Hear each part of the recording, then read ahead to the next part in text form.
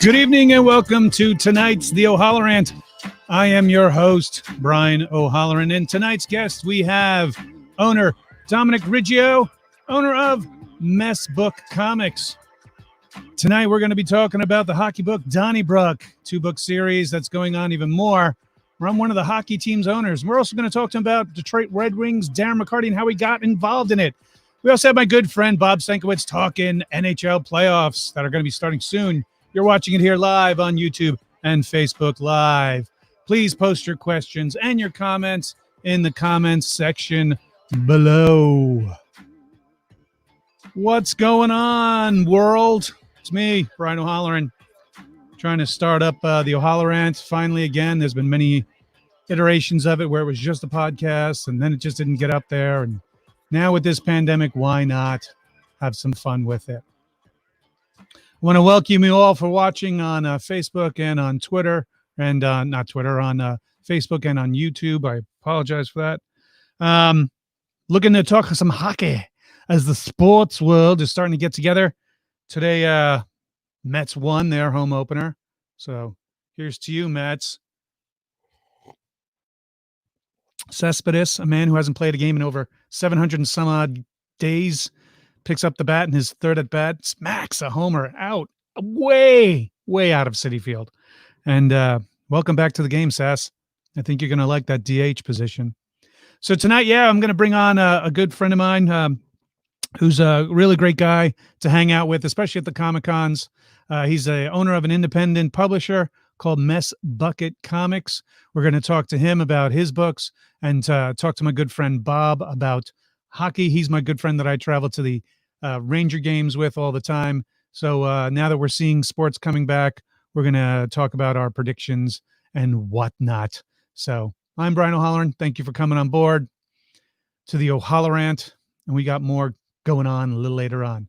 So without further ado, I'd like to introduce a good friend, a great artist, and a very fun producer of comics, none other than Mr. Dominic Riggio. Dominic, how's it going? Good, man. How are you? I'm not hearing you, my friend. Have you adjusted something? No, don't hear me. It's me now. That was me. Okay. That was totally on my end. My bad. No problem. How you doing, Brian? I'm doing good. Doing good. Sports is back, so to speak. Yeah. And soon hockey will be as well. Cheers to that. You're up in the exactly. Cheers to that. And I see you're holding your Yep. your Detroit, and I'm holding my Ranger. Let's go Rangers glasses. Yep. So cheers to that. Wings are going to win it this year. I don't know. I'm curious though, that if you do win it, are they only just going to give the bowl part of the cup since it wasn't a full season? Do you do passing of the cup when the person wins on the ice, passing it to each other? Is that can't be done now? Now the official cup protector with white gloves has to just show it to you and you pass it around. We shall see. Yeah, the players are calling it the COVID Cup. Yeah, the COVID Cup. I mean, players weren't the first ones to start calling it. It's going to be every cup type of COVID is going to be out there. There's, the Masters is going to be the COVID Cup. It's all going to be the COVID Cup. Right. It is going to be a year of, with a huge asterisk. And I don't think they're actually going to use an asterisk. They're going to just use a germ. The actual COVID virus will be the asterisk. I think it looks like an asterisk anyway. Why not use it? I say. So you named your company Mess Bucket Comics. So give us a brief history of why you named it Mess Bucket Comics, because it could be a very dirty connotation to some perverts out there, but you have an actual sports reason. What is it? Yeah, so I played hockey my whole life. I still play now once in a while, and I was playing drop-in about 10 years ago, local rink, and the guy sitting next to me that was going out before me, he's like, "Take a look at that guy's mess bucket over there." I'm like, "What? What are you talking? What the hell's a mess bucket?" I never. And he's like, "Yeah." He's like, "Look at that wind well. It's like Mess's old bucket." I'm like, "Oh my god!" So Mark Messier, his old wind well, like from the 1980s Tron movie, like that forehead, like a drive-in movie theater on that thing. He wore that way past. I think he was he had to be one of the last guys to ever wear that horrible looking helmet, but he he had that his whole career, and I was like, not only is he a great player, but he was not giving up on that helmet. So it just rolled off the tongue. Mess Bucket Comics, I loved it. I went home and I thought about it. I'm like, that's got to be the name of my company. And as a Rangers fan, I'm sure that you would appreciate that too. Absolutely. It was definitely one of the draws about it, which is funny. Even though there are still people out there, we have Glenn here saying that Rangers suck. I mean, literally the puck hasn't even dropped and we're already getting these. We got my good friend Scott Schiaffo waving in saying hello. My other good friend, filmmaker David Lee Madison. He looks better. We'll see what happens. His new movie, Wits End, which is his icon, is now out there, which I'm a part of with Scott. So go see Wits End if you can. Okay. It's on Amazon and it's on also Vimeo as well. It's a real fun thrill ride. But getting back, so it's funny because back in the 80s, when it was like dominated by the Islanders, I always thought that Butch Goring had that weird European helmet as well. It wasn't like the rest. It almost had that feel of the leather football helmet back in the day. So I always knew who was Butch Goring, even if everybody had their numbers off, because he had that very odd kind of helmet. We should do a documentary on hockey helmet history. So there's your logo, Mess Bucket. Yes. It almost has the Canadian Broadcasting logo mixed into that, which I found weird. So you decide to then do an actual comic book called Donnybrook. Yes. Which, for those who are not hockey pros at this, what is a Donnybrook? That's I believe it's hockey slang, but it's a fight. It's just a big brawl on the ice. I think it originated from a city in Ireland, but I was trying to come up with a name for the book. This is following junior hockey, and I'm a Detroit guy and was listening to the Red Wings, and I hear Mickey Redmond say, we got a Donnybrook out here. I'm like, that's got to be the name of the book. Nice. So you're writing these books, right? Correct. And who do you have as your artist? I have a guy named Keith Garachow. He's an excellent artist. He's out of Toronto. He's a Canadian guy.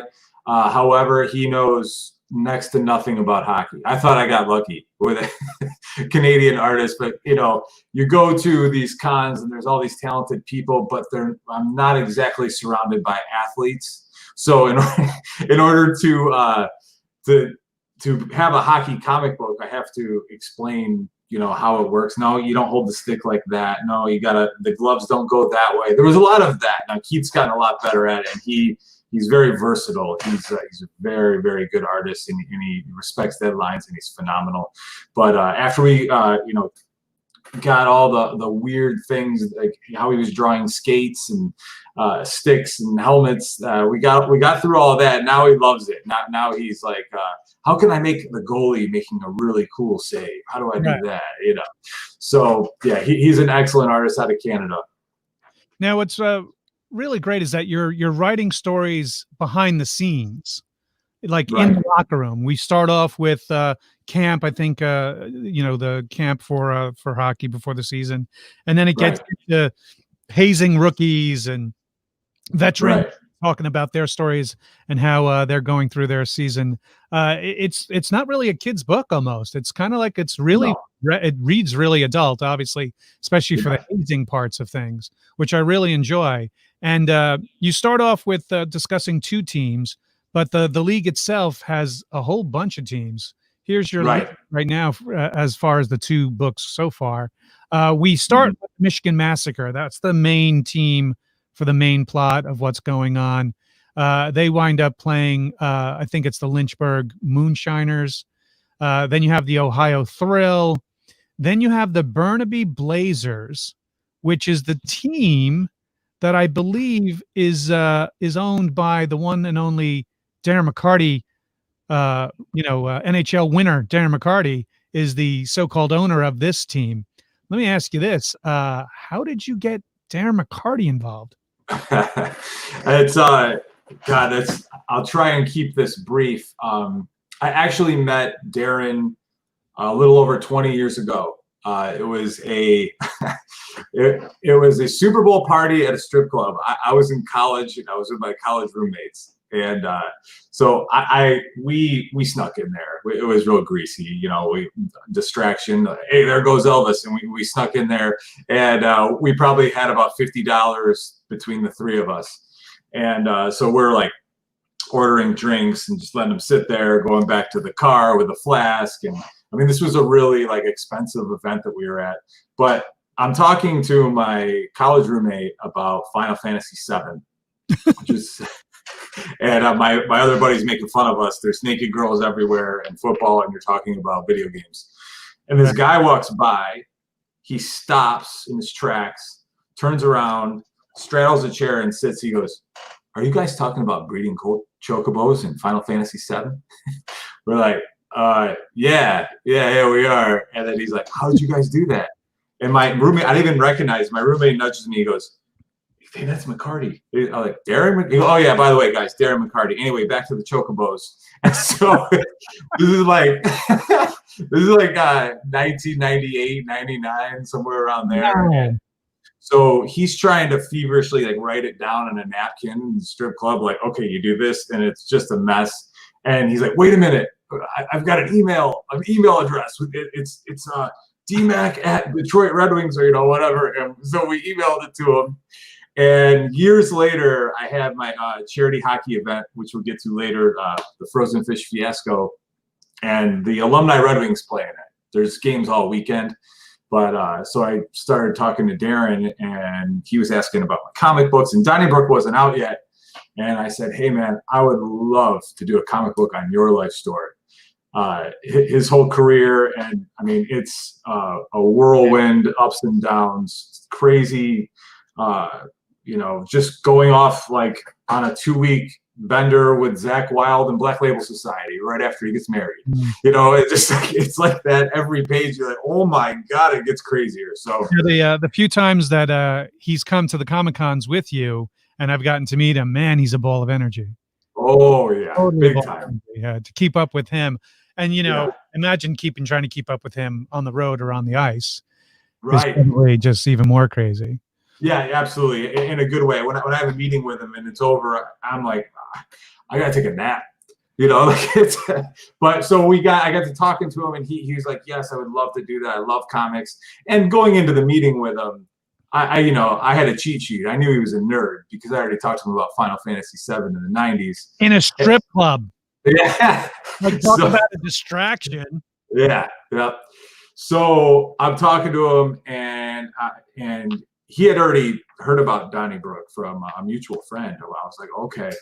And, you know, he's a 4-time Stanley Cup winner. And I was like, how would you like to be a 5-time champion? And smooth.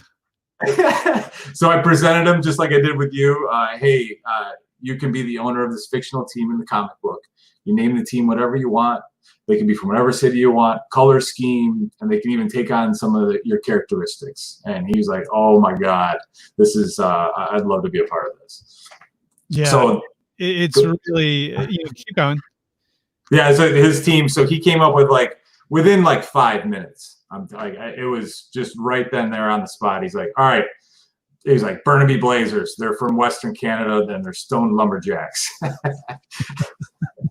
That's his hometown, Burnaby, British Columbia. Yeah, well, and we know he loves the herb.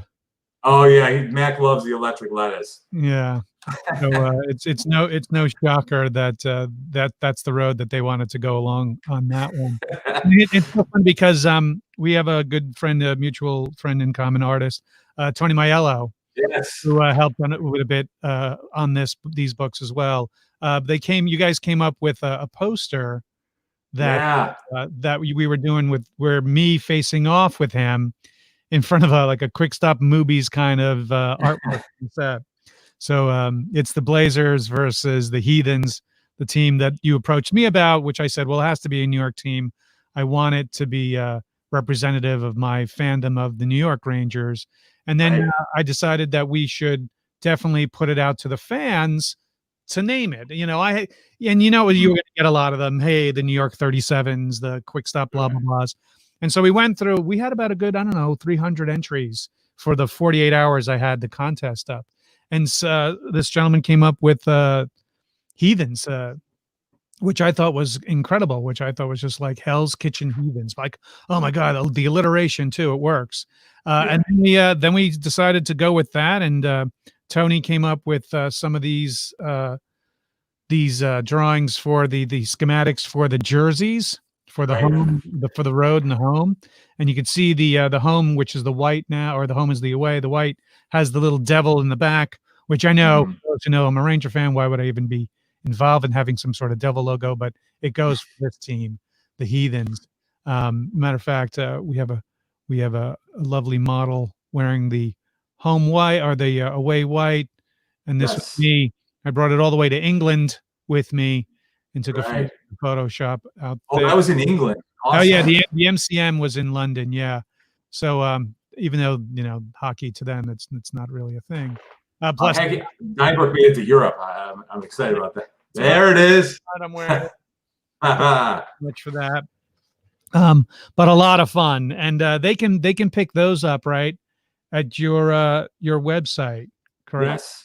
MessBucketComics.com. We have sizes small to 5X. Yeah, There's home and away, blue and white for the Heathens and all the yep, other teams as well. yeah. So definitely check out the Mess Bucket site, which is right here. It'll look like that when you go to the web, messbucketcomics.com. They Yep. also have their Facebook page. Their Facebook page is Mess Bucket Comic. And then if you want to go and read more up on the Donnybrook Facebook page, it is Donnybrook Comic as well. But you also Yes. have a bunch of other comics from your label. There's the Right. Darren Hardy book right there. And you're also doing a Roddy Piper book, right? Correct. Yes. We are a couple weeks away from turning into the printer. It's called the Roddy Piper, the Kilted Avenger. It's a talk show host by day and vigilante by night. Nice. It was approved by the Piper estate, and it's distributed by Pro Wrestling Tees. Pro wrestling fans will know that's a big company that's part of independent wrestling, and they helped AEW get off the ground. And I was probably the McCarty book and the Roddy Piper book kind of happened at the same time. Easily my two biggest breaks that I've had in my career. And I've been a long time. I played hockey my whole life, but I've been a long time pro wrestling fan. I was at WrestleMania 3 at the Silverdome, and Wow. we had. I'm positive we had the worst seats in the whole place. I could touch the top of the Silverdome, but that was Hogan slamming Andre, and it took. What I remember most about the whole thing was it took 4.5 hours to get out of the parking lot. There was 100,000 people there. But that's a lot of fun. We have a lot of there's a lot of nostalgia in the book. Hacksaw Jim Duggan's in there. We have Buff Bagwell, obviously Roddy Piper. Mick Foley makes an appearance at the end of the book as well. So it's the artist is Eric Hodson, and he is phenomenal. He does a lot of wrestling art. He did the cover there. His likenesses are done really well, and I got the chance to go to a lot of wrestling conventions as well and expand the business. So it's a great thing. I'm very proud of the book. I'm excited for it to come out. So you have a trilogy series Yes. called the Arcane Awakening, and you sent those to me last week, and I read all three of them immediately. Really good, my friend. Really good storyline on it.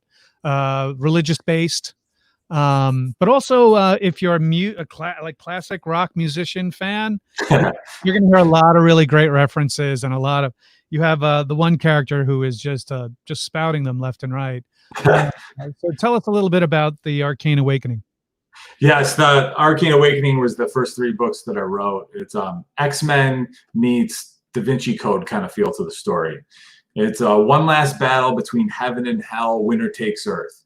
So it's religious based, like you said, but it's not preachy or churchy or anything. No, like not that. at all.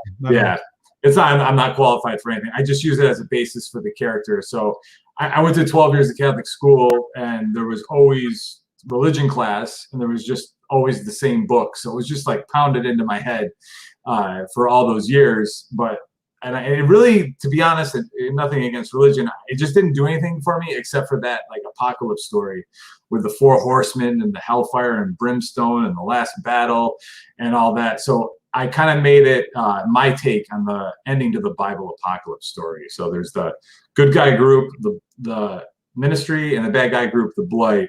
And like you were talking about, the popular good guy is Mojo. Mojo is a descendant of Jim Morrison. He drinks whiskey and speaks in all. We have a little poster here of Mojo. He resembles Jim Morrison, and the popular bad guy is Ravager. He's a cannibal. As he consumes people, he turns into a demon. That's what he looks like here. Yeah, that's what's usually on your table too, right? Yes, I have the big bust of Ravager at the table, and he was inspired by my ex-girlfriend. So it's the first story arc, Arcane Awakening number 1, 2, and 3, and I'm really proud of it. That was I don't know where that story came from in my brain, the deepest, darkest depths of my brain, but it's again, Keith Cratchell, the same guy from Donnybrook, did issue 2 and 3. Yeah, it's really well done, and you're now talking about making it into a motion comic, like yes, an animated series, I assume. Yeah, I'm so excited. We've already gotten started on it. We've got some great voice actors. Rob Paulson is going to be a part of it. He was, I believe, SpongeBob SquarePants, and Pinky and the Brain. Yep. Yes. Yeah. Rob, great guy. Rob and him and Maurice LaMarche are Pinky and the Brain. He was part of the dais of a celebrity roast that I emceed for Stanley down in Dallas, and great guy. Yes. He just got over he's battling cancer, and he's doing really well. I think he had throat cancer at one point. Right. And so he's a really good guy, and people out there, any animated series, he's a part of it in some way, shape, or form. So he's part of it. And I heard you getting one of the people from the Beggars on board. I just saw that. Yeah. So a couple of years ago, I think it was Astronomicon 1. We went to the Van Halentine's Day show. Correct, which was a company called Panama, which is, to this day, the best Van Halen band, better than Van Halen. Right. Yeah, the David Lee Roth version. Yeah, correct. For sure. And Steve, Sensational Steve, is this lead singer of the Beggars, and they open up for Panama. And it's their event together, I believe, the Beggars in Panama. They've been doing it in Ferndale for 12, 13 years, Ferndale, Michigan here. And I believe you met Steve very briefly that night. But Steve, if you go on the Mess Bucket Facebook page, there's a little video. Steve is playing Mojo. I mean, he looks like Mojo. When I met him for the first time, I was like, oh my God, this guy is Mojo. I was blown away by it. He's one of the most talented people I've ever met in my life. I knew about him in college because he started his own wrestling league, backyard wrestling league called AWOL, Awesome Wrestlers of Livonia. Livonia is a city Livonia is a city in suburban Detroit. And he had all this cast of characters in the league. Deadly Dan, Pipe Wrench. He was an angry plumber, and so at the time you had WWE, and they're hitting each other with steel chairs, like they're hitting each other with toilet paper, and rolls of toilet paper. And the cage match was just like a cage at a school in the background. Just classic stuff. I think that definitely a league I could probably easily be a part of, because there's nothing. It's like the Nerf version of wrestling. Yeah. Yes. So it just wasn't like, there was actually some talent there, and Steve was just the camera. He just had that charisma. And when he became the lead singer of the band, I'm like, okay, that makes sense. So yeah, they were great too. I actually immediately went back to their merch table and bought an album. And I think he might have either gave me an album or I bought the album and immediately listened to it back in the hotel room. And it was really great. It's their sound really, really good. So their bass player Pookie, he's a huge fan of yours. I don't think he knows that. Well, if you're gonna have to send them this interview eventually, and 24th minute of the interview, we talk about the beggars. I do. I have it. I ripped it to my, as an MP3 and onto my phone, and it's in my phone, which as you know, at my table at Comic Cons, I always have music playing. I always have an MP3 and a wireless Bluetooth speaker, and he's in the mix, and their song comes up a lot. And I have a lot of people who be like, "Hey, man, who are these?" I'm like, "Oh, this is a band out of Detroit, or at least I met them in Detroit, called the Beggars. Yeah. And really, really great sound, solid, rock band, and blah blah blah." So yeah, new album later this year, I believe. all right. Yeah. So you also get involved in you say you still play hockey, but you've been arranging a charity event every year called the Frozen Fish Fiasco. Right. Yes. And, tell me a little about it. There you go. You have the belt. What do you have there? Yeah, we've got the championship belt here. Championship belt for a hockey thing. I think that's going to be the first. But you guys have it usually January, February time of year, and you were able to still get in this year's fundraiser, and you guys raised $25,000 to the Clark Park Coalition, it looks like. Correct. And there's Aaron up there with you with his sunglasses on. Look at the weather in February. Look at Darren looking like Keith Richards right there. I know. How hot was it then? Oh yeah, we were sweating bombs. You can see my hair is all sweaty. We so that was the 11th year we had the event. Wow. Yeah, and you've been involved ever since. Like you started it and everything. Yeah. We started it. My men's league team, we were the Cedar Point Carp. If anyone's been to Cedar Point, there's these disgusting carp by the mine ride in Ohio. But that was the name of our team. We played another team. That was year one. We raised $500. And 11 years later, we're writing a check for 25 grand. And we've raised 135 grand since then for the park. So it's the last outdoor hockey rink in Detroit or Metro Detroit, full-sized hockey rink. Wow.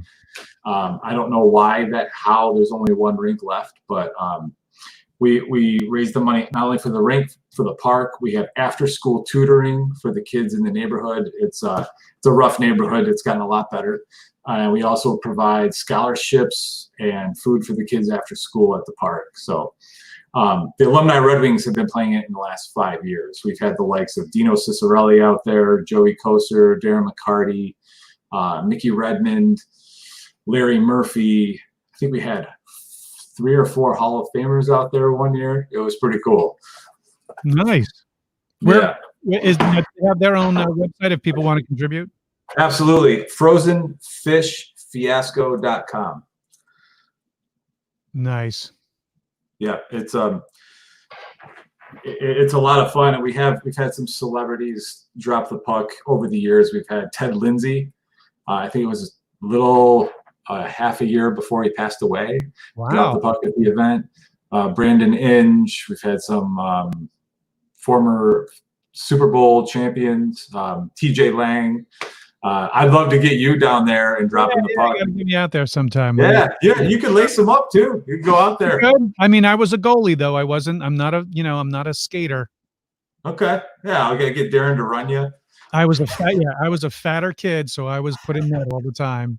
There you go. To this day, my mother still screams that my Miltech goalie pads are still taking up space in her basement. So the one thing I wanted to say about Donnybrook as well is we're doing we're also in production of that motion comic.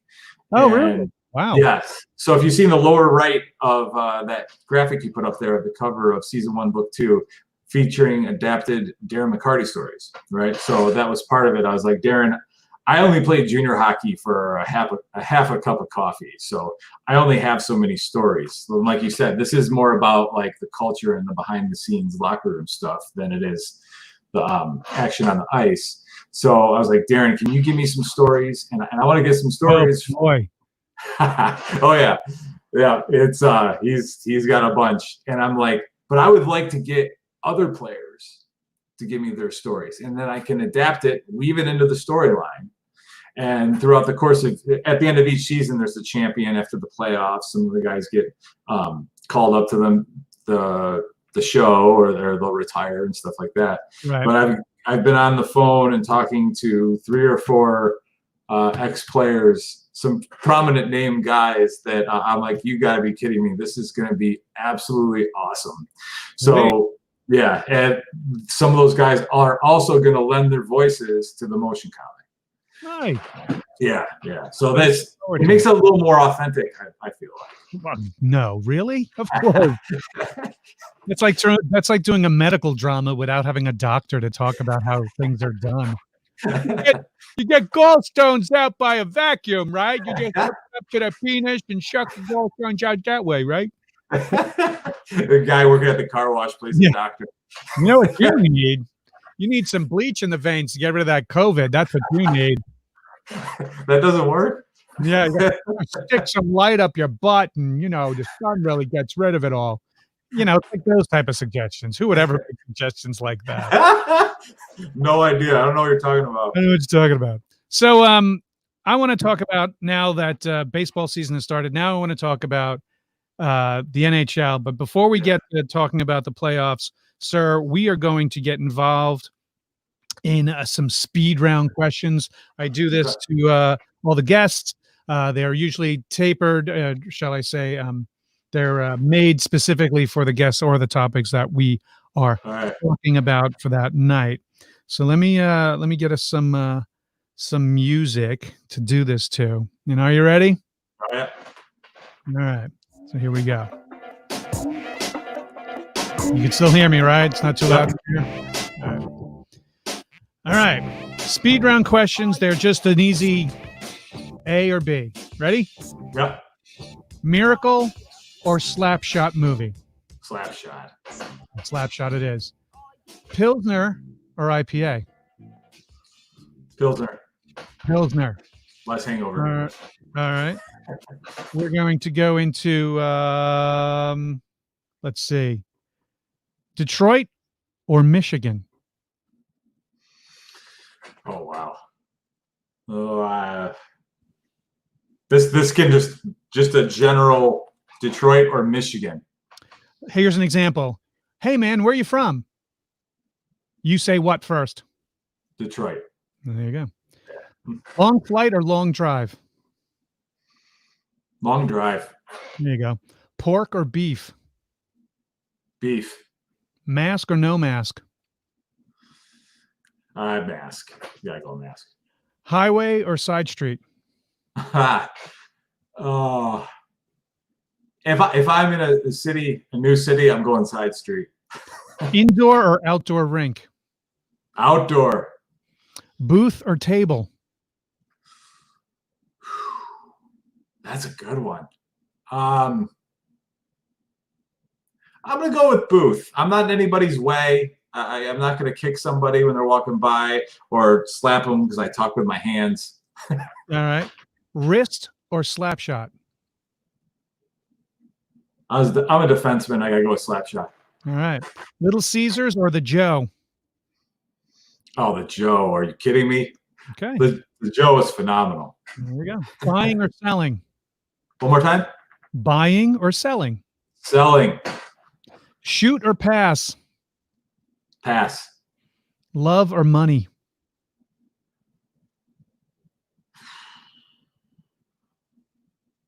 Love. Glove or stick or kick save?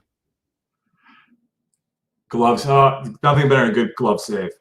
Street or ice? Ice. Shanahan or McCarty? I got to go with D-Mac. Dante or Randall? Dante. Favorite curse word?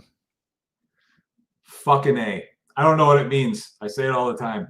You're hanging around with a lot of Canadians. Yeah. And then your last one here, biggest pet peeve? God, there's so many. I'm going to go with close talker. Close talker. Yeah. That's good to know for future engagements. The close talkers, they don't know. They don't know what they're doing to you. They're spitting on you. I can't handle it. Well, the audience loved your answers. Very well Okay. done. Very, very well done. And now we're going to talk hockey. Finally, some more hockey, but this time the real hockey. hockey NHL style. The playoffs, they're bringing in more teams than normal for the playoffs. And I go to games, a ton of games, with my next guest and good friend. Here's pictures of us, New York Ranger games. Nice. Ron Greshner, his favorite player ever. The one and the only Mr. Bob Senkewicz. What's up, Bob? Not much. I almost don't want to interrupt this. I've been very entertained by what I've been hearing. You know what, Bob? Remember I told you about jacking up your voice? Now I'm going to tell you to just tiny bit bring it down or sit back a little or something like that. I'm going to take it easy then. There you go. Now you sound just great. Because normally we are shouting like mad at hockey games. Oh, my God, yeah.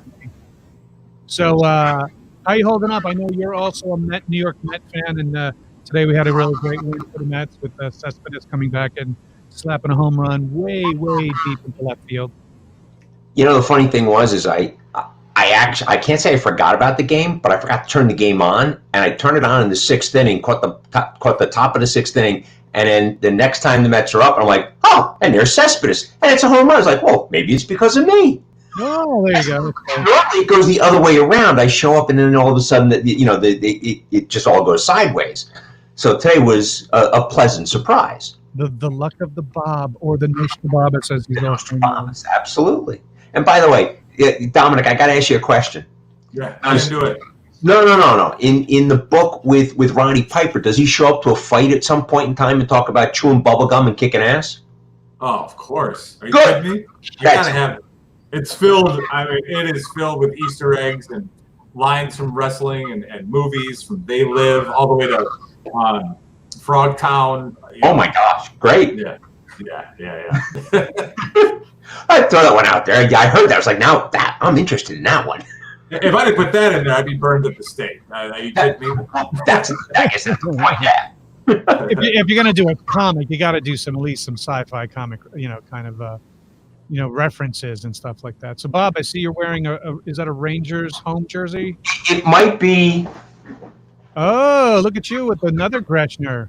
I had to go and sport another one for Christmas this past year. Yeah. Nice. Well done, sir. Well done. So, are you guys anxious for this season of the playoffs? I'm very, very curious to see how this is going to work out. I don't think there's ever going to be a playoffs. I hope there's never a playoffs like this again. But the way it's set up is so interesting. These guys haven't been on the ice in a long time. At least they haven't played in a game. Mm-hmm. Hockey's a game of timing. Unless you're Mario Lemieux and you don't practice, which I don't know how he did that. You've got your timing and your cadence and everything. If you take a couple weeks off, you come back out there, you look foolish. Like it's a difficult game. These guys coming back and just going right into the playoffs.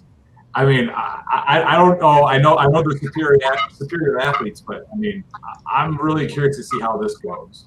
I have a very different angle on this one, and it seems to be one that if you read articles and you follow the news stories on this stuff, it kind of sits the undercurrent everywhere, and that this is going to be the first time in the playoffs where teams are fresh walking into the playoffs. Yeah. The NHL is a grind of a season of 82 games, and usually, by the time you get to the playoffs, teams are suffering and struggling, and you've got injuries like crazy.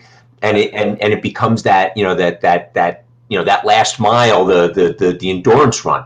This year, because it's going to be that sprint to the finish, but everybody's rosters are going to be almost fully healthy. I mean, if you think about it, Stamkos is back, Boychuk and Cizikas for the Islanders are back, half of the Colorado Avalanche are back. I mean, all these teams now have their full complement of players back on the ice, ready to play. This is going to get interesting when you talk about when you look at it that way. Even the New York Rangers, we got a nasty player back who had broken his foot or leg or whatever it was. I think it was a broken foot for Kreider. And he was. If we would have had to make the playoffs for him to somewhat come back, like into game 5 or 6. So now he's fully healed. Anybody who had issues, now the only thing now is you're just praying that no one sneaks some sort of sandwich in with the COVID in. No, I'm serious. Like, with basketball in the bubble, as they're calling it, seeing them I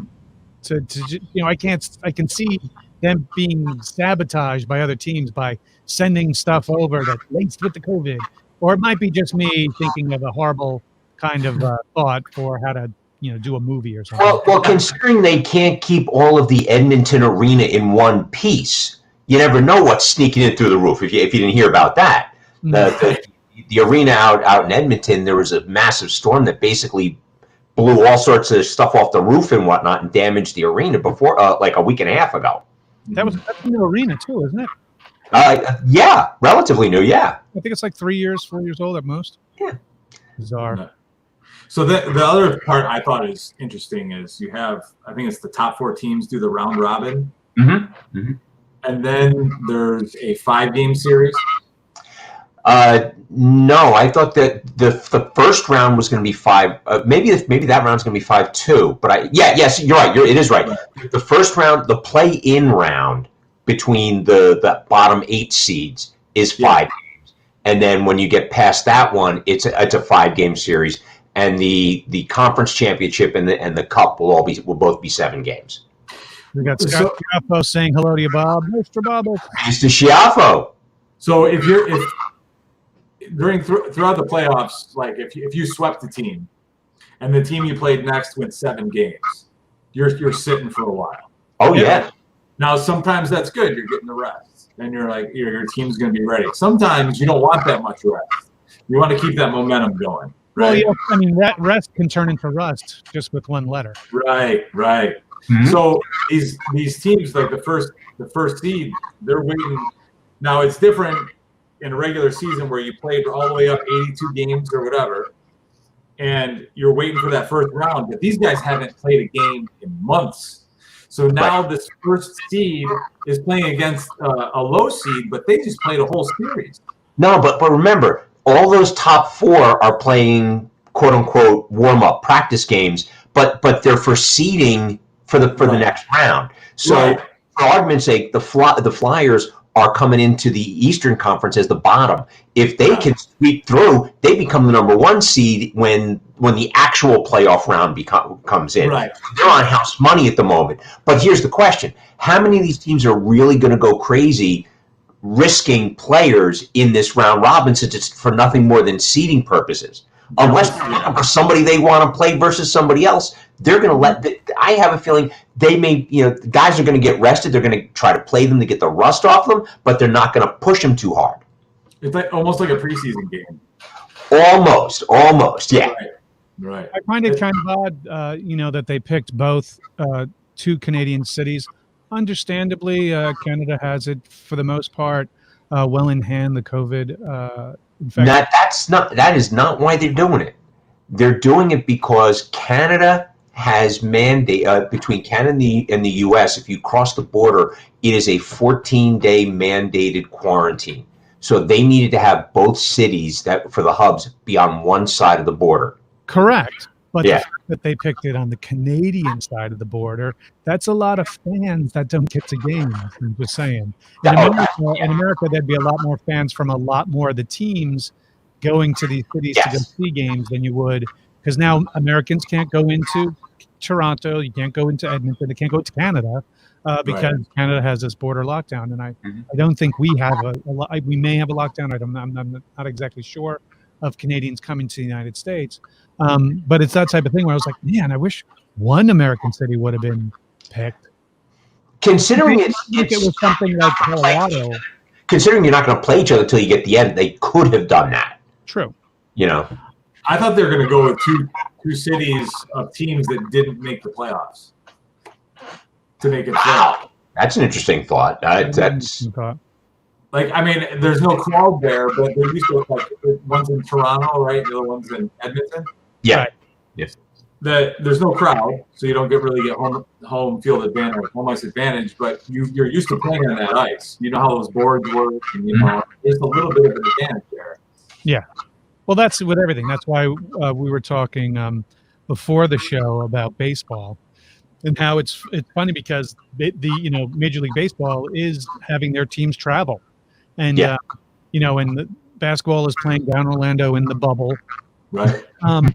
And it's just weird because the risk of traveling all to different cities when it comes to baseball, you're not going to really necessarily catch it from other team players because you're tested. I think it's twice a day, if not every day, if not every other day, literally to get onto the field. It's the checking into a hotel. It's getting onto the flight. Now, even if you are a team that owns their own plane and has their own crew, that's one thing. But still, you're still going to have mechanics that rotate in and out and things like that. And even just staff. I'm sure the venues are testing people as they come into their venues at these ballparks, especially.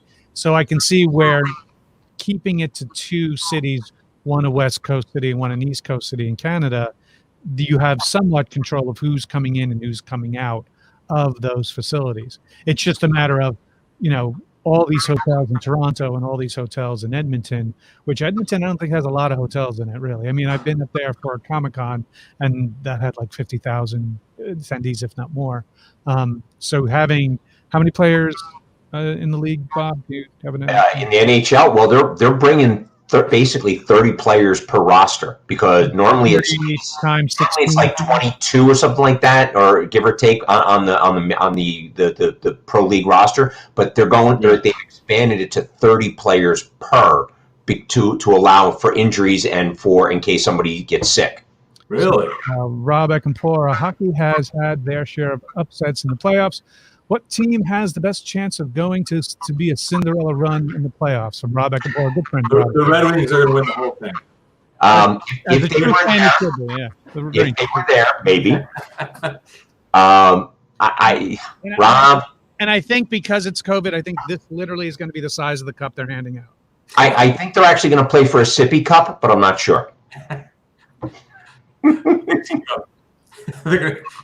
So do you have any, even if it's not our team, do you have a team to look out for?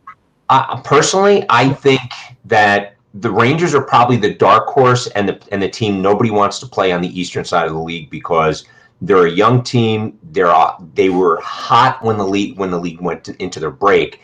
And they've got not one, not two, but 3 goaltenders who are playoff that could go on a run in the playoff. And everybody knows in the playoffs, if you get a hot goaltender, you can go a long, long way.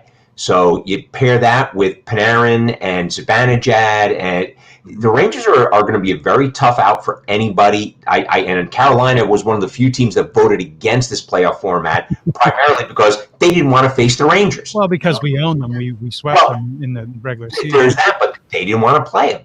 What about you?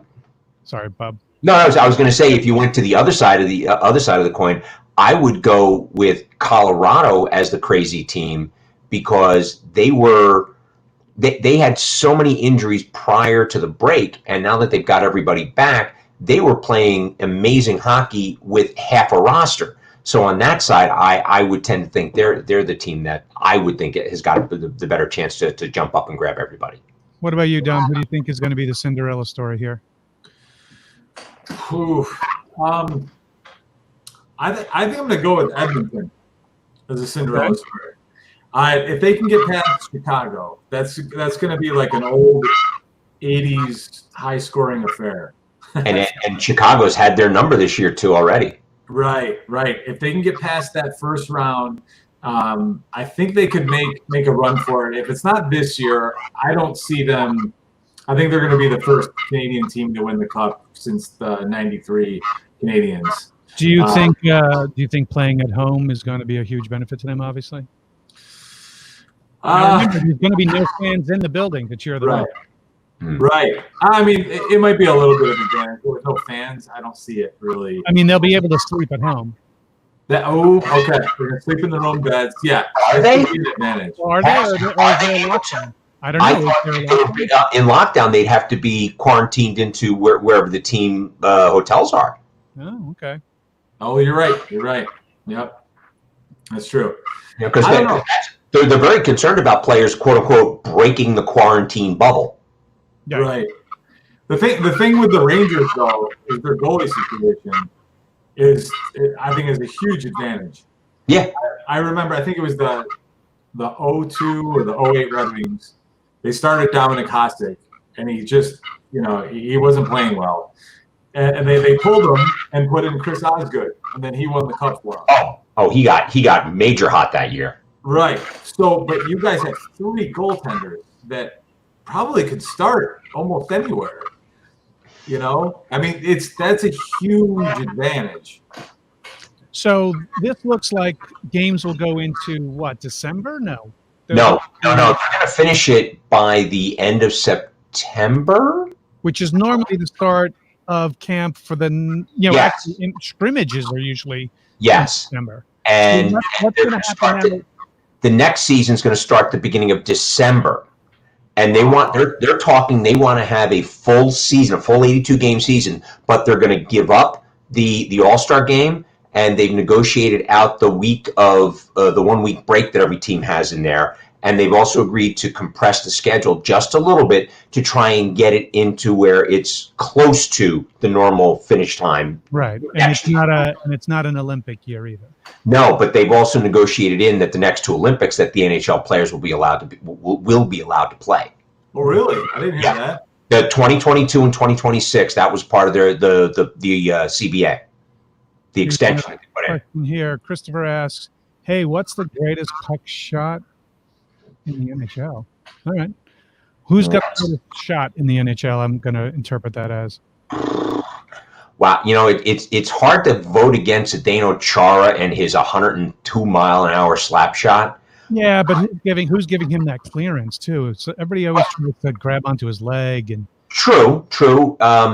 If you want to give me one player with a shot, I'm going to take, believe it or not, Vladimir Tarasenko and his wrist shot.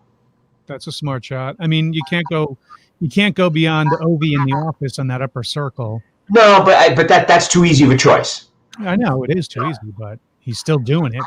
Yeah, that office is not closed. Come a power play, that's where he's living, and that's where the puck eventually is going. Mm-hmm. Yeah. And even though I can't stand the guy, but that's a typical New York fan. You hate every player until they join your team, and then you're like, I love this guy the best. Well, we said the same thing about Yager when we got him, so that big ass. That's what I kept calling him. That big ass. Throw that big ass around, Yager. That guy could skate backwards, and that ass of his would block 5 players. Yeah, I swear to God, I think he wore hockey pants that were 2 sizes bigger than he needed, just to have the extra width when it came to that. Because he was a man, like you couldn't get him off that puck. It was great. He could always. That was the one thing about him, especially for a power play, was he was able to gain the zone. He could skate it over the blue line and take the zone, and you guys set up your play. He's a guy who did not have junk in the trunk. He had junk in the Zamboni. Yeah, he was great at that. He was always great at setting it up for everyone. That's why I think he's definitely a Hall of Famer, future Hall of Famer. Oh, God. I have to butt in here with Yager. For my charity hockey event, we actually have a Jaromir Jagr Mullet Memorial Trophy. So whoever has the best hockey hair the whole weekend gets an actual bust of Jaromir Jagr. If you look at, I think you could just Google Jaromir Jagr 1993. It's the greatest hockey hair that ever existed.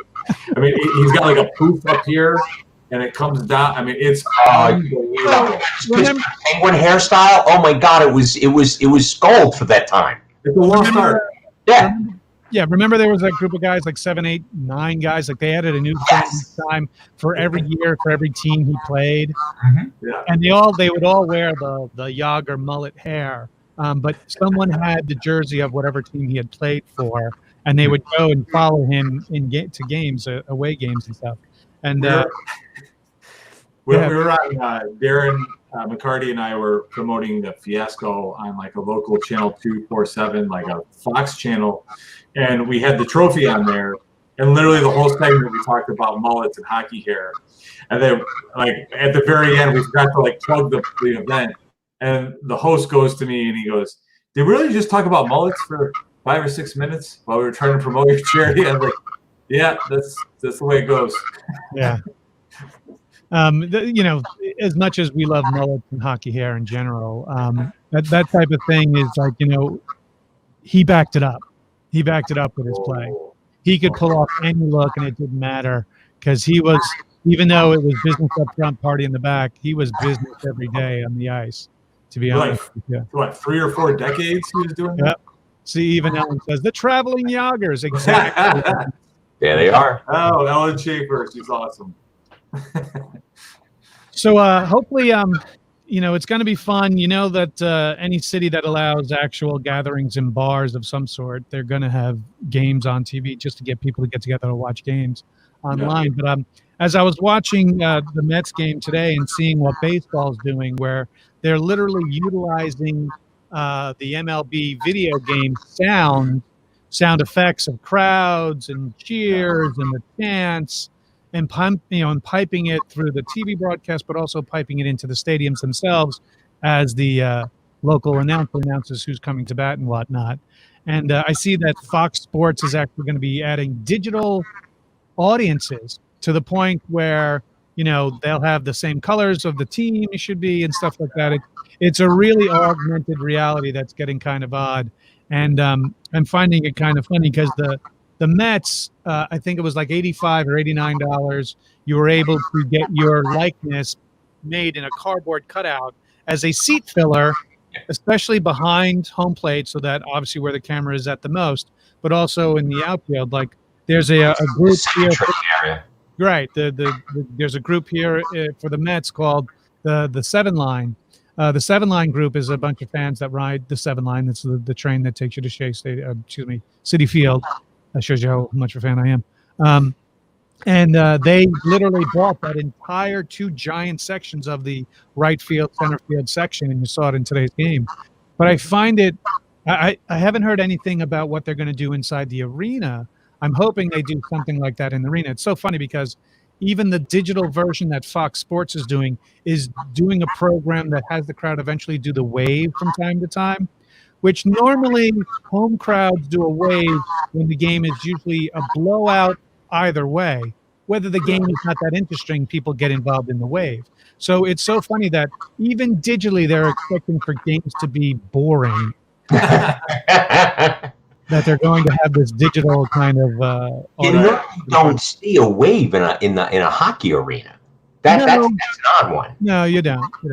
I mean, we have them digitally throw obstacles on the ice at Detroit games. Like, what happens when a hat trick happens? That's the other thing. It's the celebrations are going to be odd as well. I've seen some of the practice footage because I follow all the social media for the Rangers, and I'm seeing some of the practice ice footage. Like when someone gets to go out, they're all like air high-fiving, or they're doing some sort of dance next to each other, but they're not using doing the usual wrapping around.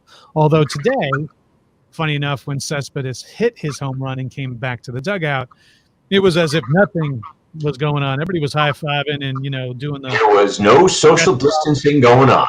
Definitely no social distancing. Right. So as long as everybody's healthy, I guess you can get away with it, but you never know.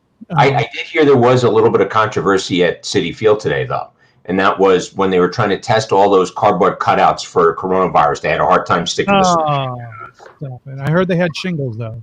Yes, they did. So that's the good thing about this is that, we're trying every sense of the way to come back to some sort of new normal. And this is an event. I talked about this with a friend not that long ago, that this is an event equal to like 9/11, although it's not terrorist based. It is something that is changing behaviors of what we do in day-to-day life from now on, just like 9/11 changed air travel and security measures from now on.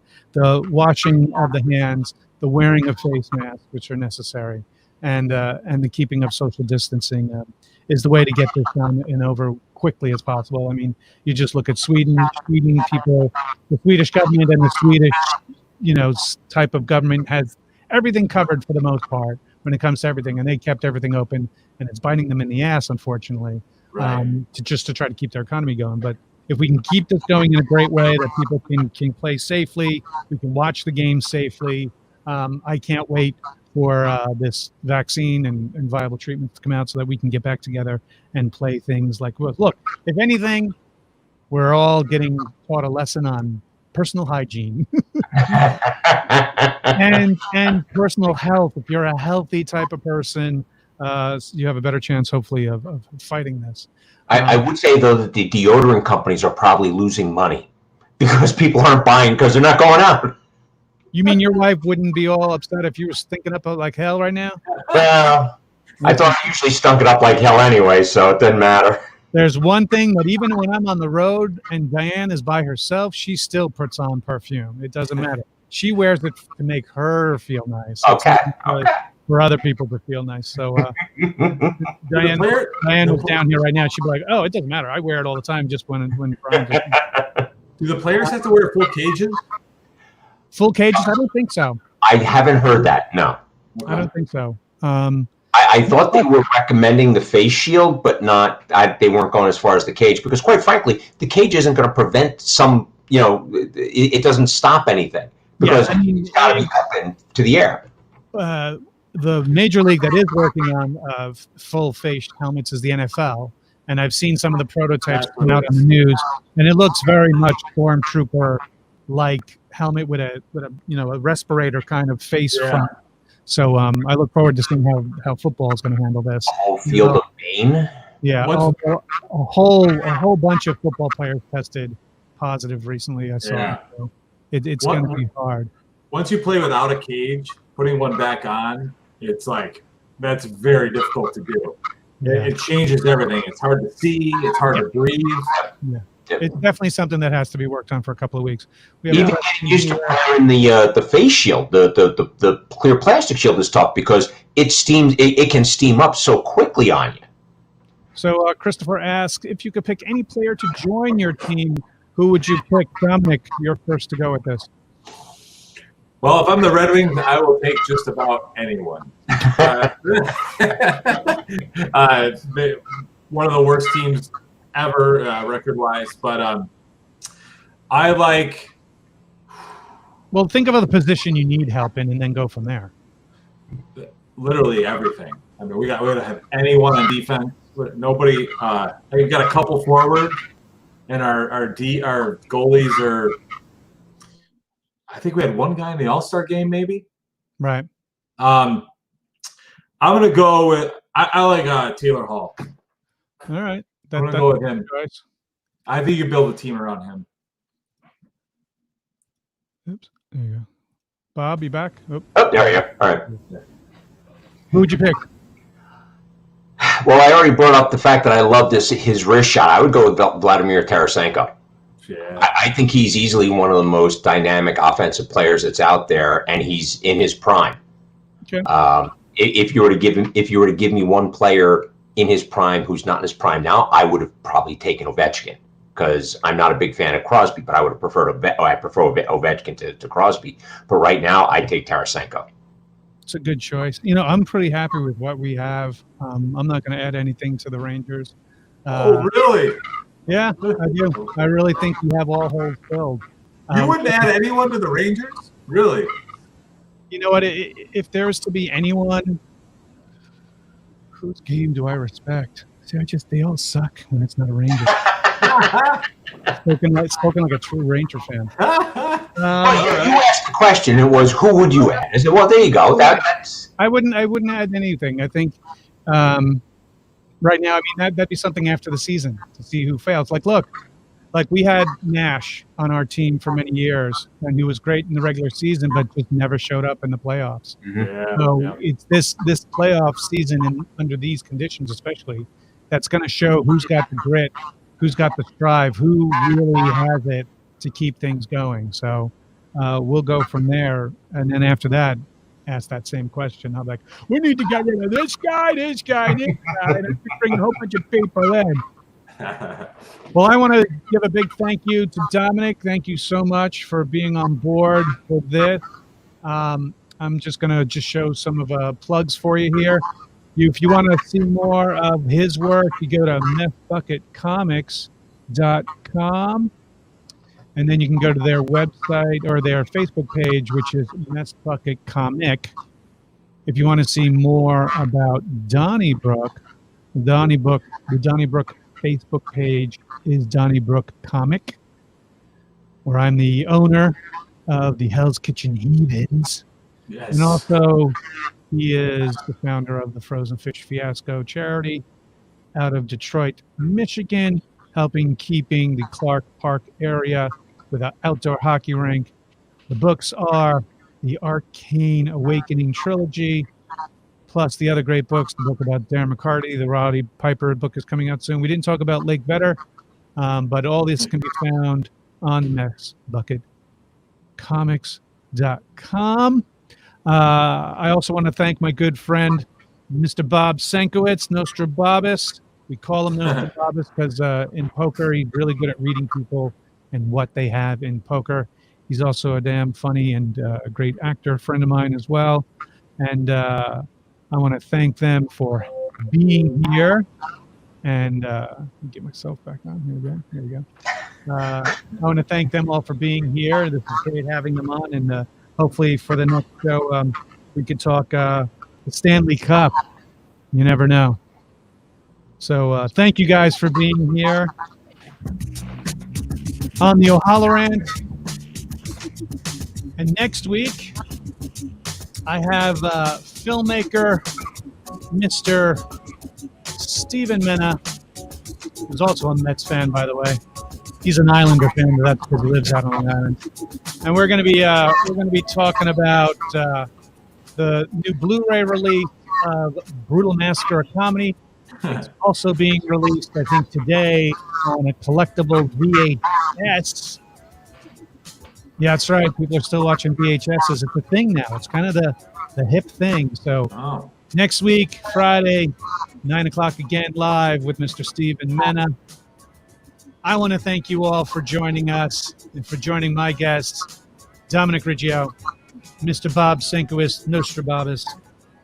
And guys at home, stay safe, stay well. Tomorrow is the first exhibition game. I think the Rangers play the Islanders in an exhibition game. And then we start this round robin of the NHL. Wash your hands, wear your mask, socially distant. And thank you for joining me on this. If you can, please subscribe to the channel on YouTube. That kind of number helps me out. Same thing with the Facebook page. You could also find us on the Twitter and the Instagram at the OHalloRANT on both of those.